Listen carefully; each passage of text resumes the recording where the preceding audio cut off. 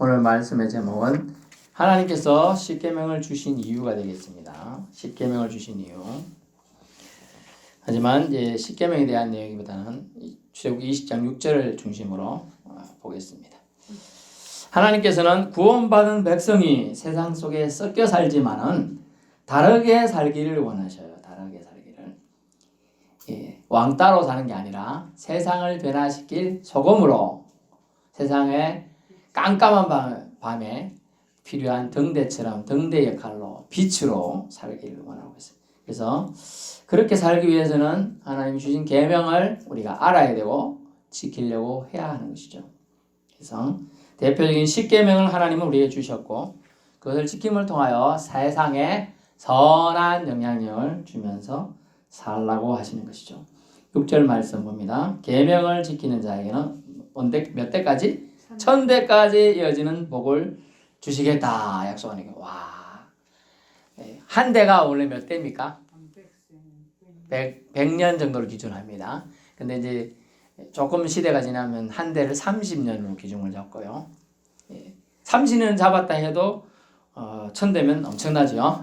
원래 한 대는 100살을 말해요. 100년을 말해요. 100년을.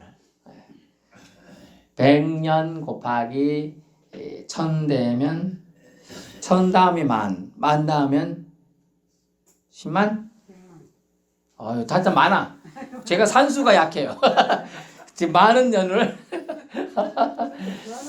딴 거는 안 되더라고. 이게 산수가 약해가지고 어쨌든 많은 시간을 많은 세월을 하나님은 복을 주시겠다. 어떤 사람을 계명을 지키는 자는 이렇게 되어 있습니다. 우리를 제약하고 우리를 속박하고 꼼짝 못하게 하고 괴롭히기 위해서 이 계명을 주신 것일까요? 그렇지 않죠. 보호하며 축복해 주고자 하나님 백성으로서 종국에는 구원을 완성하기 위한 최소한의 안전한 장치로 주신 것이라는 거죠. 최소한의 안전장치가 계명이라는 거예요. 그 계명 중에서도 십계명은 그렇다. 반드시 지켜야지만 여러분의 삶이 윤택해지고 세상에 선한 영향을 주면서 깜깜한 칠흑 같은 밤에 호롱불 같은 역할도 한다는 거죠. 아무 역할 못할 것 같은 사람이 그렇게 한다는 거죠. 며칠 한 2주 전인가 뉴스에 났는데 3살짜리 애가 이제 죽었어요. 사고로 학교 앞에서. 좀 애들은 친구랑 장난치다 보면 차가 오는지 아닌지 모르고 그냥 길을 건너가죠. 길을 또 건너가다가 차에 치여서 안타깝게 생활도 했습니다. 근데 그 아이가 이제 죽으면서 장기나 이런 걸 기증을 뭐 이렇게 가족이 다 대했던 모양이 돼요. 그래가지고 5명의 생명을 살리고 갔다 뭐 이렇게 떴어요. 아이는 죽었지만 5명이나 살리고 제 친구도 전에 죽었다 그랬죠. 제 친구가 죽었어요. 40살 정도 돼서 죽었는데 장기를 무려 20몇 명한테 주고 갔어요. 20몇 명이 살았어요. 그래서 그런 게 뭐 춘천에 있는 친구인데 자전거 타다가 사고 나가지고 넘어져서 4살로 있다가 이제 기증을 했습니다. 그래 안타까운 죽음이 있었지만은 어쨌든 뭐 하나님은 생명의 주관자이기 때문에 하나님 뜻이죠. 그 자녀들이 그것도 남자애만 둘인데 우리 애들보다 1살씩은 어려요. 그래 직접 가니까 애죠. 우리 애들하고 1살씩 어리니까 용돈도 저희가 좀 주고 뭐 또 이렇게 하고 왔지만 좀 마음은 그렇더라고요. 또 이제 그 사모님도 애 둘을 이제 혼자 키워야 되니까 쉬운 건 아니고 격려하라고 뭐 1년에 한두 번 갔었습니다. 초창기는 갔는데 이제 너무 멀리 떨어지죠. 그때 제가 서울 살 때니까 서울에서 춘천은 뭐 생각보다는 안 멀거든요. 한 2시간이면 가니까. 지금은 멀어서 이제 그때 이후로 초창기 한 3년 가보고 못 가봤는데 그런 거예요.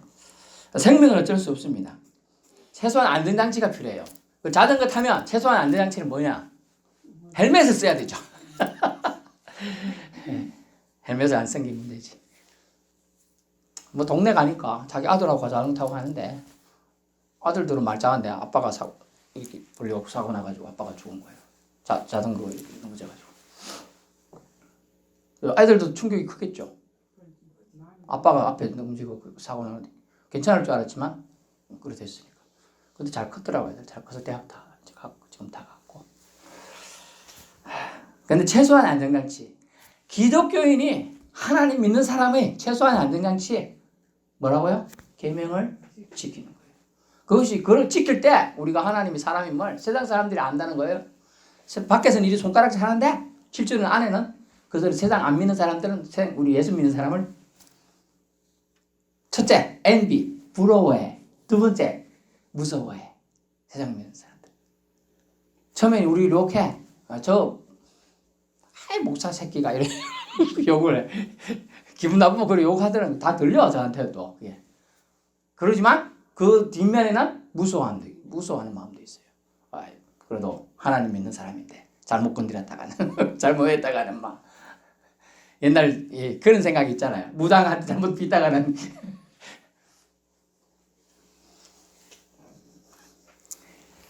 최소한의 안전장치. 그것을 우리는 계명 준수라고 오늘 주님은 우리에게 말씀해 주고 있어요. 첫 번째, 그래서 그 계명으로 성경은 십계명을 얘기하고 있고 출애굽기 20장은 십계명장으로서 불려집니다. 그러면 십계명은 구원받는 통로와 상관이 있을까? 엄밀히 말하면 십계명 구원받는 통로와 과정은 아니에요. 엄밀히 말하면 아니라 십계명 하나님이 우리를 구원하신 후에 주신 계명이기 때문에 그래요. 그렇게 구원받기 전에 십계명을 받은 게 아니고 구원받은 사람한테 지키라고 하는 거예요. 아멘. 네, 그걸 잘 기억해야 돼요. 그래서 결국 십계명은 죄인임을 깨닫는 도구예요. 네 십계명 알아야 돼? 너 십계명 모르지? 너 지옥. 이게 아니고 너 구원받았어? 그러니까 이제 십계명도 지켜서 그리스도인으로서 하나님 믿는 사람으로서 살아야 돼. 이렇게 된 거예요. 알겠죠? 선과 후가 다른 거 아닙니다. 예, 십계명 알아야 구원받는다 하면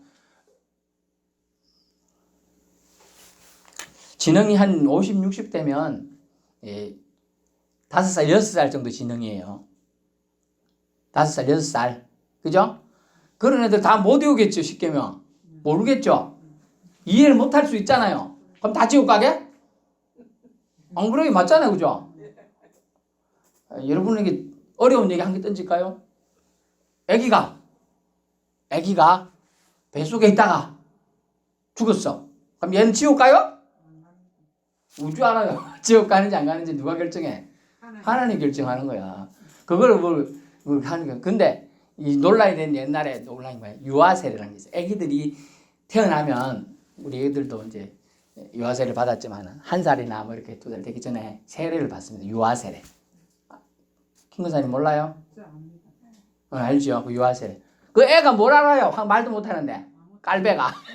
이래 부모한테 안개 갖고 온단 말이죠. 이 애가 제대로 뭐 하면 아니 애가 세례는 받긴 받았어. 목사님한테 세례는 받았는데 얘가 뭘 알아요? 지가 고백한 것도 아니거든. 근데 이걸 인정해야 될 거야 말 거냐? 논란이 엄청 많았어요. 근데 세례 영역은 누구 영역이라고요? 하나님 영역이라요. 그러니까 우리가 결정할 게 아니야. 하나님이 알아서 다. 유아세례 받았으면 하나님이 책임지시는 거예요. 얘가 성장하고 자라고 요만한 애가 몇백 그램짜리 애가 처음에 나오잖아요. 4몇 킬로 나오는 애도 있지만은 이거 작은 애들은 뭐 몇백 그램이죠. 그런데 이 애를 하나님 책임지시는 거예요. 왜 하나님 능력 믿으면 그걸 존중해 주는 거예요. 근데 믿지 않으면 사람 생각이 들어가니까 전혀 유아세례 받은 사 세례 또 받아야 된다. 세례 받아야 했지 말아야 된다. 이런 논란이 쓸데없이 많았어요. 그 논란이 뭔 논란인 줄 알아요? 바늘 알죠? 바늘에 천사가 몇 마리 앉겠나? 말이라 하면 되나? 천사 몇 명이 바늘에 앉을 수 있을까? 이 논란하고 똑같아요. 아니 그거 뭐 중요해요? 그거 중요해요? 한 개도 안 중요하잖아. 바늘 빼쪽한 침에 천사가 몇 명 앉겠냐? 그거 중요한 거 아니잖아요. 그죠? 안 중요해서 하는 거 갖고 그럴 필요 없다는 거예요. 그래서 십계명은 죄인임을 깨닫는 도구이지 구원하고 직접적인 연관은 없는. 그것 때문에 십계명 때문에 구원받고 아니다. 그거하고는 아니다는 거예요. 잘못 나가면 구원 파도 돼가지고 여지는 있지만은 하나님이 우리를 구원하신 후에 십계명을 주신 거라는 걸 알아야 돼요. 그걸 이제 예를 들면 홍해 도하를 한 후에 십계명을 받았거든.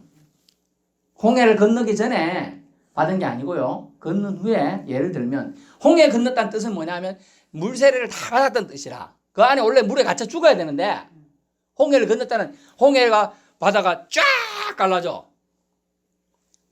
폭이 한 800m, 700m.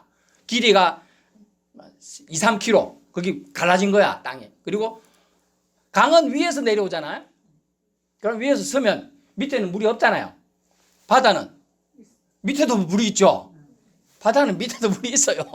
강은 위에서 내려오니까 위에만 있으면 되는데 벽이 돼가지고 물들이 서 있고 우리가 수족관 가면 고래, 상어 댕기는 수족관 큰 거 있죠. 그 사람 보잖아. 그거 똑같이 옆에는 고래가 춤추고 있고 고래가 다니고 물고기 다니고 사람이 지나가면서 오 이러면서 서로 구경하고 있는 거야. 서로. 홍해도하는요. 우리가 죄로 인하여 죽을 수밖에 없어. 물이 순식간 덮으면 다 죽죠. 죽을 수밖에 없는데 예수의 피로 인하여 우리가 이 죄 시스템에서 용서를 받았던 뜻이. 홍해도하는 끝났다는 거예요. 원죄가 끝나는 과정이에요. 그렇게 건너게 된 거예요. 세례. 그래서 물세례가 그래서 중요해요. 전혀 상관없는 것 같아요. 그래도. 그러나 하나님의 영역이기 때문에 우리가 터치할 수 없어요. 지나갑니다. 그래서 십계명을 그 이후에 받은 거예요. 십계명을 통해 하나님의 말씀을 어기는지 지키는지 알게 하여 죄 짓는지 여부를 알게 하는 것입니다. 십계명이 우리 구원을 결정하는 도구가 아님을 우리는 기억하시되 죄인임을 깨닫는 도구임은 또 인정해야 합니다. 두 번째는 뭐냐? 죄 짓는 거 알았으면 우리에게 꼭 필요한 분이 누군가를 알게 하는 통로가 십계명이에요. 나를 도우시리가 필요하구나라고 깨닫는 도구로서 계명을 주셨다는 거죠. 예수님을 바라보게 합니다. 제 문제 해결은 오직 누구? 예수님 밖에 없습니다. 따라해보세요. 제 문제 해결은 오직 예수님 밖에 없습니다. 예, 이것만 알면 돼요. 내가 다른 건 무식하게 한 개도 몰라도 돼요. 한 개도 몰라도 돼요. 예수님이 나의 구원자다. 구세주다. 이것만 알면 돼요. 다 똑똑하고 박사고 최고의 돈도 많고 사람들이 명예를 이렇게 대단하다고 해줘도 예수님이 자신의 구원자를 모르는 사람은 바보예요. 멍청이에요. 세상 기준하고 하나님 기준은 완전히 달라요. 예수님을 알고 있는 사람이 최고 넘버원. 예수님 모르는 사람은 넘버2도 아니에요. 왜냐하면 성경에는 멸망하는 짐승 같으니 짐승 취급받는 거예요.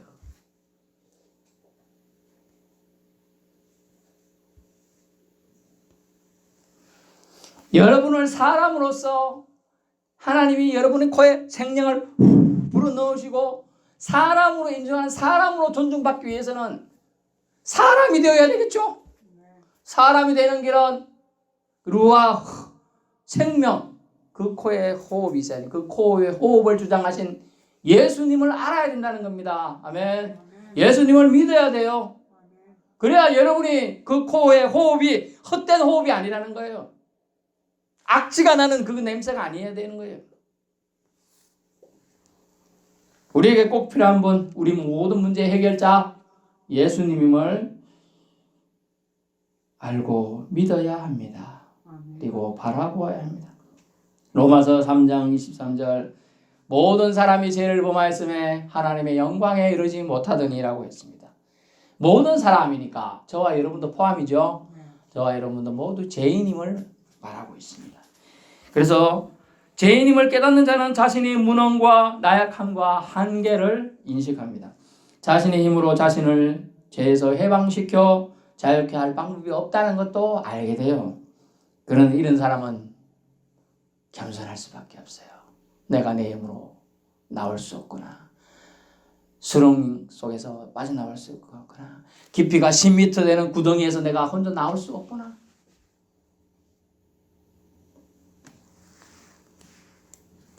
그러기에 우리는 예수님을 바라봐야 돼요. 그래서 계명을 준수하는 사람은 내 힘으로 해결 안 되는구나 걸 깨닫게 되는 거예요.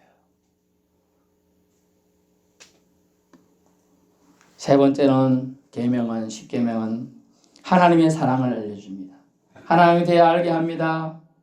하나님은 사랑이시다라고 말합니다. 그러면서 우리에게 알려주는 진실이 있었으니 하나님의 사랑은 무한대이시다라는 거죠.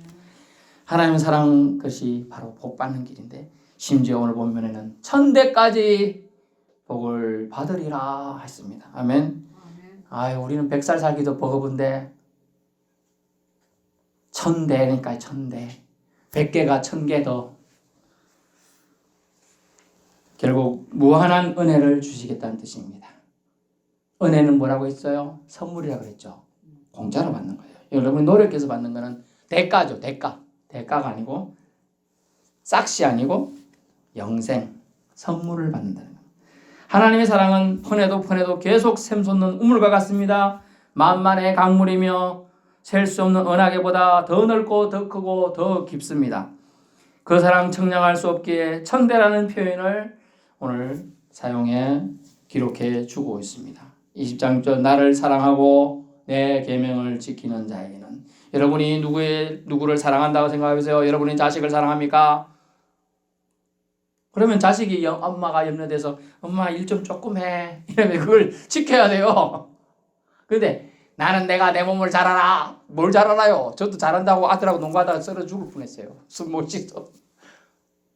옛날 생각해서 제가 농구도 초등학교 때 선수도 했었어요. 그렇기 때문에 항상 심폐가 좋을 줄 알고. 근데 20대 아들하고 뛰댕기니까 근데 차이가 나는 거예요, 서서히.